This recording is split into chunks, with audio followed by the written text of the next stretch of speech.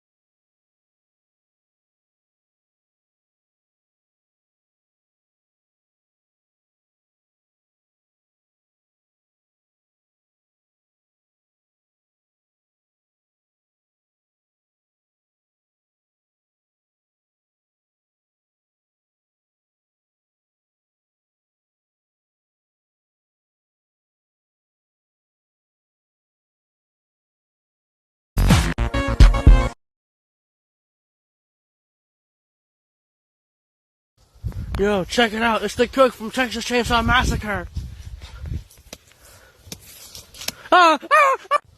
Yo, check it out. Beautiful night tonight. Yoda? Take Blinker, you must.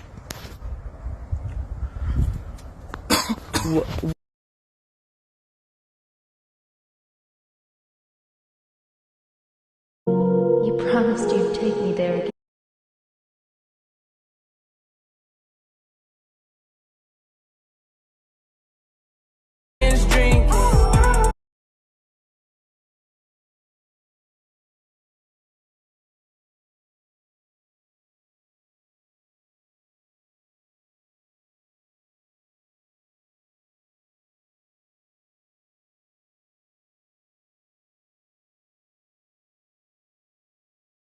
Why are you wearing a girl's purse?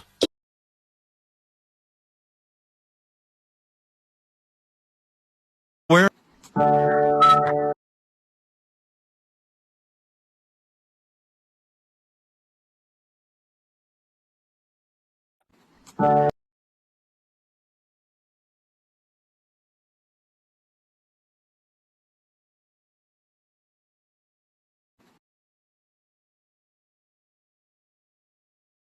I say right foot.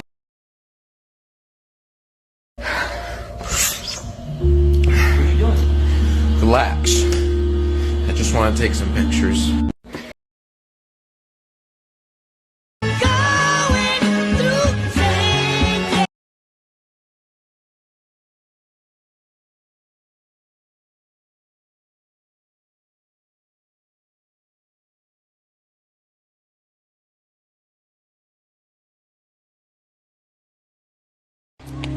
heart of everything that we hold dear.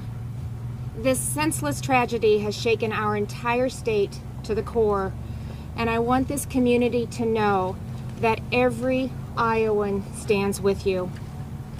It's impossible to understand why anything like this happens, but again, I want you to know that we'll work tirelessly to get the answers so that we can prevent it from happening again.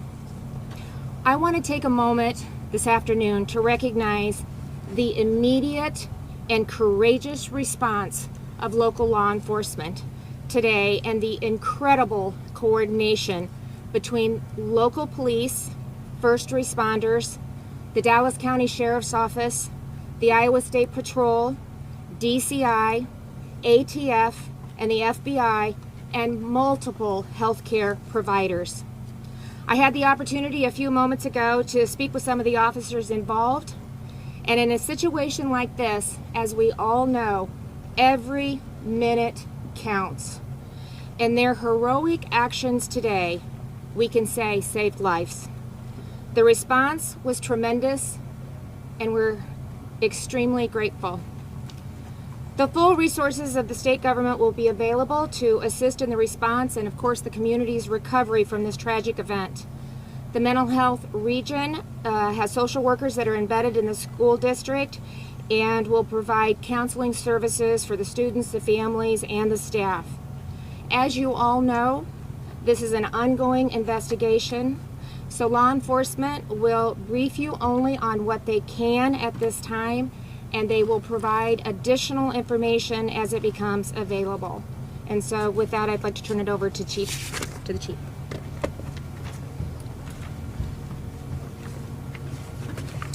Thank you. I'm Chief Eric Vaughn from the Perry Police Department.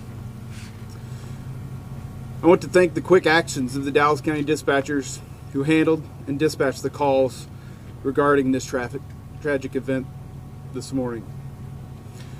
I also want to recognize the initial officers from the Perry and Dallas County Sheriff's Office and their actions on scene. Thank you to the massive response from agencies throughout the area, including EMS, for their assistance today. It is truly amazing to see first responders work together in these crisis situations.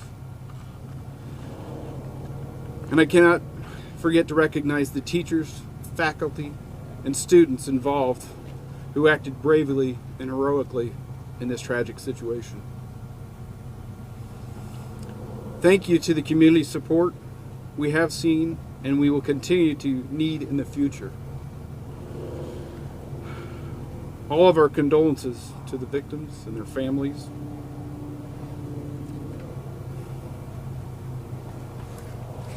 They need your thoughts and prayers, as well as time and space to process and to grieve.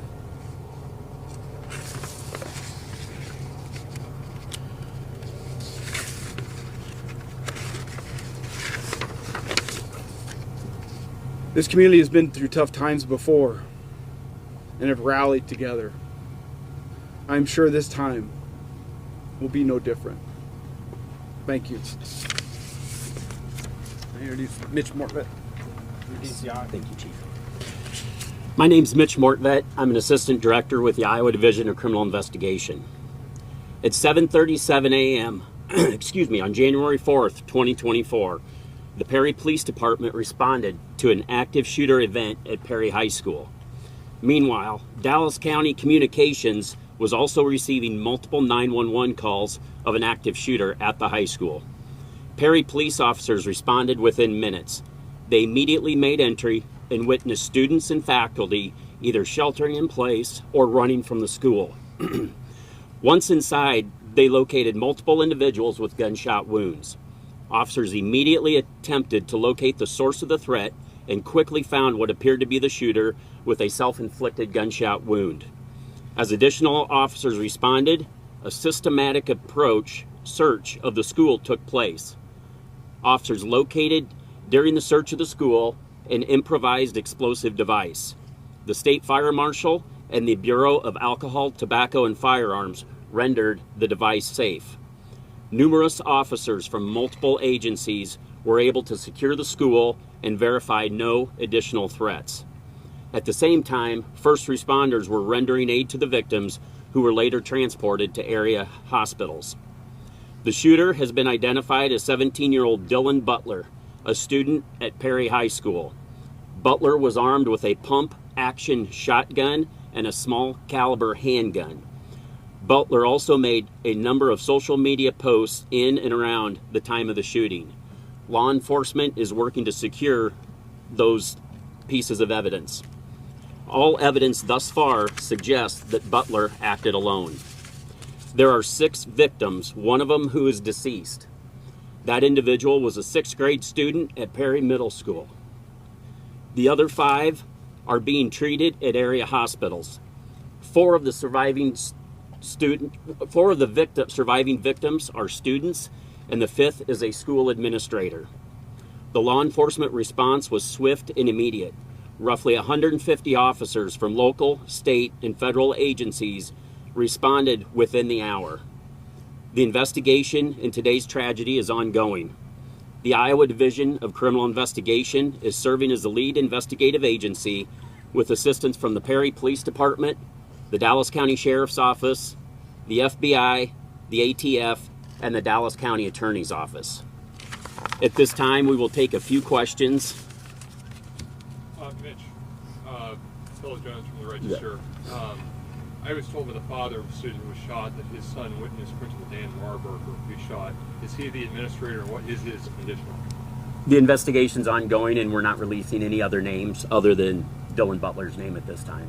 Can you give us any indication as to motive for this? I know this is ongoing. Anything into the background of him is part of the investigation, and we're obviously going to take a deep dive into that, but there's nothing that we can release at this time. Yeah, can you give us the status of the other 5 who were in the hospital? Are they stable? Are they critical?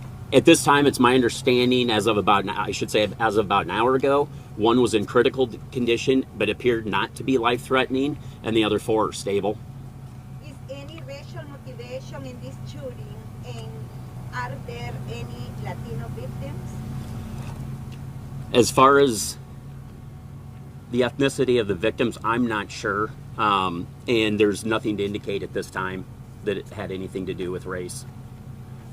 As far as motive, again, that's part of the background investigation, and that's something that we're continuing to look into. Sir, excuse me, there's a video online. Is there any credibility to this video naming this man as the shooter? I haven't seen the video, and that I don't know at this time, but law enforcement is working to secure those pieces of evidence, as I mentioned in the statement, so there's nothing more that we can comment on about that. This is the first time you've heard someone from the middle school being involved in the shooting. Do you have an idea as to the path this suspect took?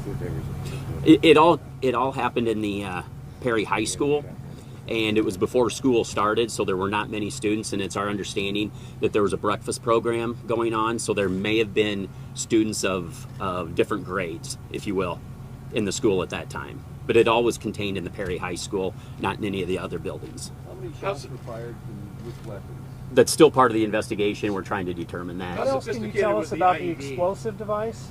I'm sorry, one of you? The explosive device? Yes. What else can you tell us?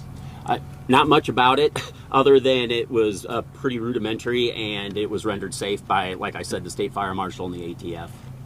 Can I ask a question of the governor? Given that the investigation is ongoing, and this is a local and state matter, you know, however, the eyes of the world are on Iowa over the next 11 days.